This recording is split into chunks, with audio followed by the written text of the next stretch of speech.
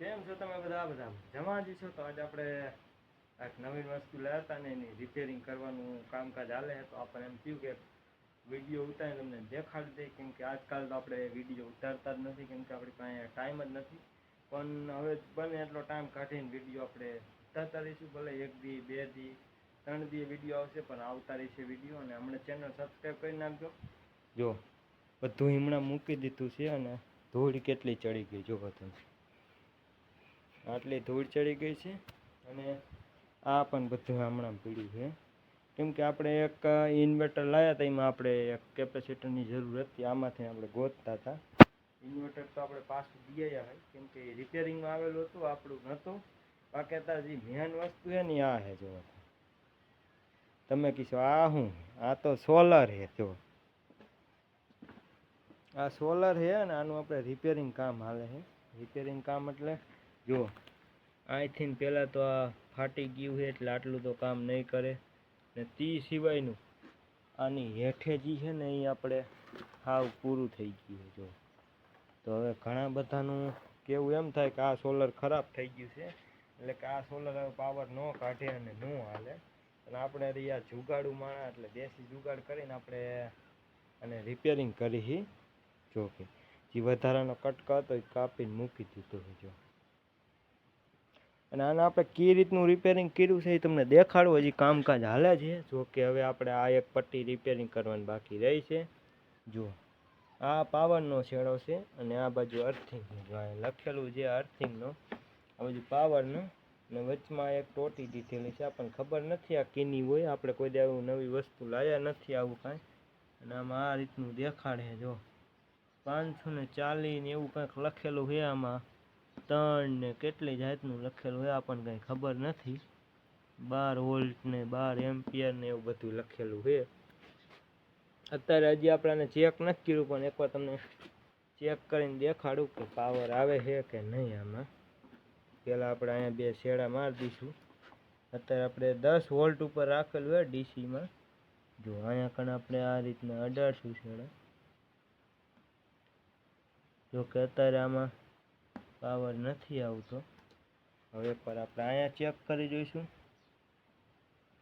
જો અહીંયા કણે આપણે પાવર આવે છે, કેમ કે આટલો ભાગ આ તડકામાં છે. એના હિસાબે દેખાડું. જો અહીંયા કણે પૂરેપૂરો આપણે 10 વોલ્ટ પાવર આવે છે આ જગ્યાએ.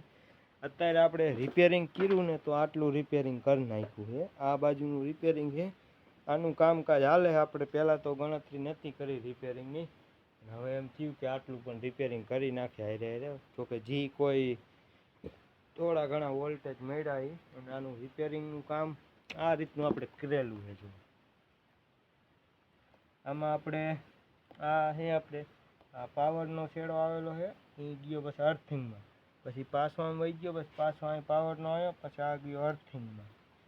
એ બસ પાછો આમ વહી ગયો. બસ પાછો અહીંયા એ રીતનું આનું આમ આ રીતનું આપણે કનેક્શન કરેલું છે. જો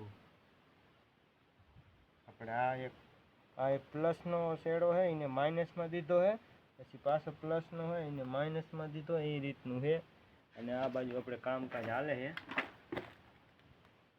આનેથી આપણે આમાં શેડા માર્યા છે. જો આ બધી તોડી અત્યારે જો હજી આમાં વાયરિંગ બાકી છે. આપણે આ રીતના વાયર કાઢી નાખ્યા છે બધી. જુઓ તમે. તો હું આ સોલર આપણું કામ કરશે તમે કોમેન્ટ કરી નાખો. અને આપણે ફટાફટ આનું વાયરિંગ કરી નાખી. ઓલી બાજુ કર્યું એ જ રીતનું. પછી તમને દેખાડી દઉં કે આમાં પાવર આવે છે કે નહીં. પંખો બધું આપણું વહી ગયું એટલે ગરમીને જો નીકળી ગયા છે. લાઈક કરતા જઈજો. ફટાફટ આપણે આનું વાયરિંગ કરી નાખી. બસ તમને દેખાડી કે આની ઉપર આપણે લાઇટ બાઇટ થાય છે અથવા પંખો કાંઈ ફરે છે કે નહીં. હજી તો મેં કાંઈ ચેક કર્યું નથી અને હજી સુધીની એક પણ લાઇટ આની ઉપર થઈ પણ નથી. 2 દિવસથી નહોતું હું. તો આજ મને એમ થયું તમને દેખાડી દઉં ને ફટાફટ આનું કનેક્શન કરી નાખી. પછી તમને દેખાડું બધું. ફાઇનલ આપણે સોલરનું વાયરિંગ કમ્પ્લીટ કરી નાખ્યું છે. હવે મીટર લઈને આપણે ચેક કરશું. પહેલાં તમને વાયરિંગ દેખાડ દઉં કઈ રીતનું કરેલું છે. એ જો આ છેડો પાવરનો છે અને આ અર્થિંગનો. પાવરનો છેડો અર્થિંગમાં દઈ દીધો. પછી અર્થિંગનો છેડો અહીંયા આવ્યો. અહીંથી પછી પાછો આમ ગયો એટલે અહીંયા પાવરનો થઈ ગયો પાછો અર્થિંગનો, એટલે એક અર્થિંગનો એક પાવરનો એક અર્થિંગનો પાવરનો એ રીતનું છે, બે બાજુ એ જ રીતનું છે, ઓલી બાજુ એ જ રીતનું છે. અને હવે આપણે અહીંયા ચેક કરવાનું છે કે વોલ્ટેજ આવે છે કે નહીં. જો કે અત્યારે હજી આપણે ઊંધું રાખ્યું છે કેમ કે પાછળની સાઈડ બહુ ખરાબ થઈ ગયું છે.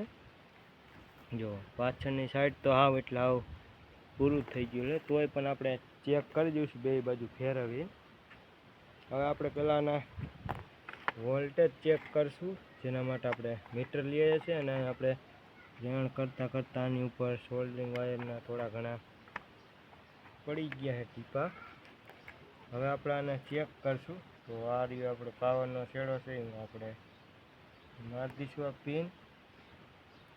એક જ મિનિટ, આપણે પાવરના છેડામાં મારી દીધી પિન અને આ છે આપણે અર્થિંગનો છેડો. તો આપણે એક એક કોઇલ ચેક કરશું, જેમ કે અત્યારે આ એક જ ચેક થાય છે. જો અહીંથી આ નોખું પડી જાય, આ નોખી આ નોખી, તો આપણે એક ચેક કરશું. એનો અર્થિંગનો છેડો આ છે ને પાવરનો અહીંયા છે. જો એમાં તો ફૂલે ફૂલ આપણે 10 વોલ્ટ આવે છે. હવે આપણે ડીસી 50 વોલ્ટ ઉપર લઈશું. જો અહીંયા કણે તો આપણે કેટલું દેખાડે છે, એક જ મિનિટ. આપણે મીટર થોડુંક જૂનું છે એટલે મીટર થોડા ઘણા લોચા કરે છે.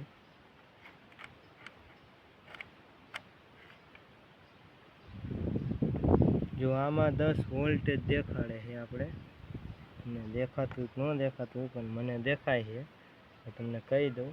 અને હવે આપણે મેન ચેક કરશું, એટલે કે બધાયથી કેટલું પાવર કાઢે છે. ત્યારે આપણે થોડુંક મીટર સાફ સૂફ કરી નાખશું અને હવે આપણે ચેક કરશું. જો આ છે પાવરનો છેડો અને આ અર્થિંગનો જે ઓલા છેડેથી આવ્યો છે, અને આ છે પાવરનો. અને વચમાં આ ટોટી રહી એ પણ આની છે. આમાં કુલ આપણે કેટલી સોલર પ્લેટ હોય ખબર છે? 1 2 3 4 5 6 છે. 6નું કનેક્શન. આનો પાવરનો છેડો આના અર્થિંગમાં, પછી આનો અર્થિંગનો આના પાવરમાં, એ રીતનું 6નું છે. આ બાજુ 6 છે, એટલે બધાનો પાવર આપણે અહીંયા કણે મેન મળી જાય. તો કેટલું આવે છે તમે જોઈ શકો છો. જો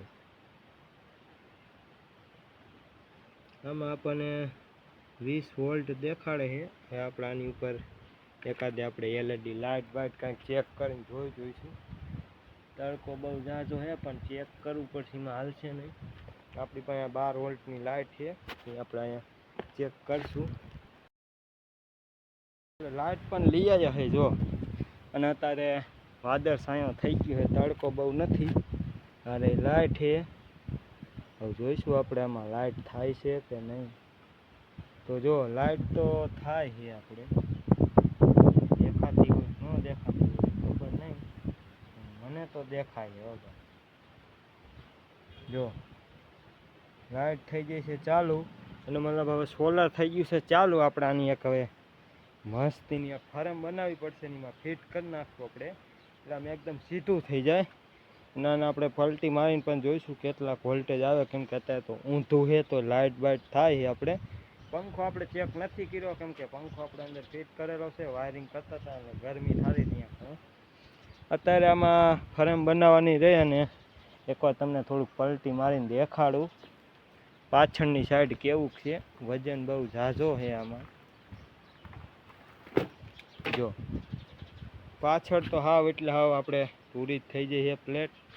જો આ રીતની ક્રેક આવી ગઈ છે, અને અમુક જગ્યાએ આ રીતના કાચ પણ ઉખડી ગયા છે, જે અહીંયા કણે ફેરાઈ ગયા છે. અને આમાં આપણે આવડી આ સર્કિટ નાખશું. જો કે આમાં તમે 12 વોલ્ટ પાવર દો એટલે આનો તમે 110 વોલ્ટ સુધી આમાંથી લઈ શકો છો, એ રીતનું છે આમાં. એટલે આમાં અત્યારે એમ્પિયર તો આપણે ઓછા મળશે, કેમ કે પ્લેટ ફૂટી ગઈ છે એના હિસાબે. અને એકવાર આપણે ઊંધું કરી નાખ્યું છે, ઊંધું કરીને હવરું કરીને જોઈ જોઈશું. જે બાજુ આપણને સારું લાગશે, ઝાઝો પાવર મળશે, એ બાજુ આપણે રાખશું. બાકી હમણાં ચેનલ સબસ્ક્રાઈબ કરી નાખો. હવે આપણે વિડીયો આવતા રહેશે. મળીએ એક બીજા વિડીયોમાં. જય માતા.